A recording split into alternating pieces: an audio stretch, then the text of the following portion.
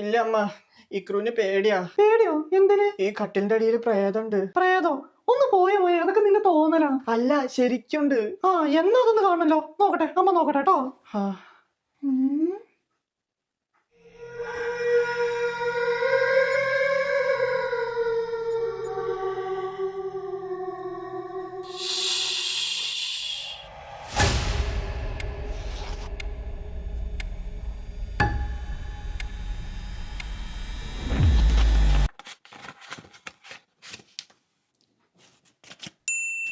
ഞാൻ പറഞ്ഞില്ലേ, ഇതിനടിയിലൊന്നും ആരുമില്ല, ഒക്കെ മോന്റെ തോന്നലാ.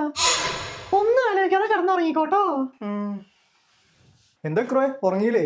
ഇല്ല അച്ഛാ, ഈ കട്ടിലിന്റെ അടിയിൽ പ്രേതമുണ്ട്. എന്നാ പിന്നെ അതൊന്ന് കാണണല്ലോ, നോക്കട്ടെ.